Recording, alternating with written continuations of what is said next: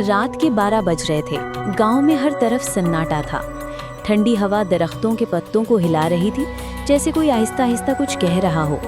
उस रात अली और उसका दोस्त दानियाल गांव के पुराने पीपल के दरख्त के पास वाले चौपाल से गुजर रहे थे।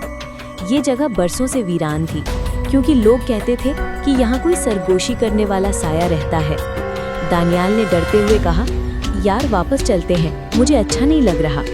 अली हंसा, अरे डरपोक, ऐसी कोई चीज नहीं होती, बस लोग बातें बढ़ा देते हैं। मगर अचानक हवा का एक तेज झोंका आया, जैसे किसी ने जोर से सांस ली हो।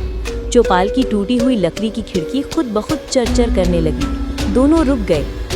फिर खामोशी टूट गई। एक धीमी आवाज आई, कौन है वहां?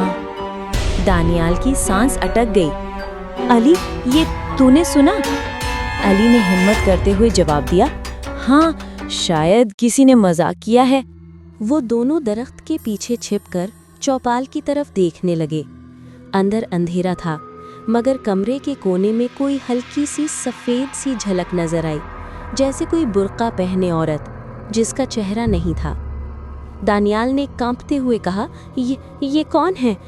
वो सफेद साया आहिस्ता आहिस्ता उठने लगा। फिर अचानक एक जोरदार झटके से उसने खिड़की की तरफ मुंह फेरा। उसका चेहरा था ही नहीं, सिर्फ एक काला गहरा खला। और फिर वो आवाज फिर आई, मेरी अमानत वापस दो। अली का दिल तेजी से धड़कने लगा।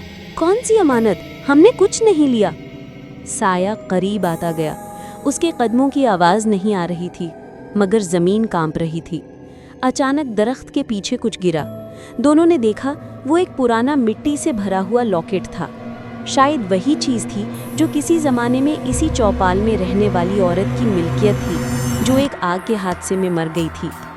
दानियाल ने घबराकर कहा, ये लॉकेट कहाँ से आया? साया एकदम रुक गया। खामोशी छा गई, जैसे वो इंतजार कर रहा हो। अली ने कांपते हाथों से लॉकेट उठाकर चौपाल के अंदर रखा। जैसे ही लॉकेट जमीन पर रखा, हवा रुक गई, दरख्त साकित हो गए। साया थोड़ा पीछे हटा और फिर धीरे धीरे हवा में तहलील होने लगा। उसका आखिरी जुमला दोनों ने साफ सुना, अब चैन लेने दो। फिर सब खत्म, न कोई साया न कोई आवाज। दोनों लड़के देर तक साकित खड़े रहे। फिर अचानक दानियाल भागा और चीखा, चल भाग अली, यहाँ दोबारा कभी ना आएंगे।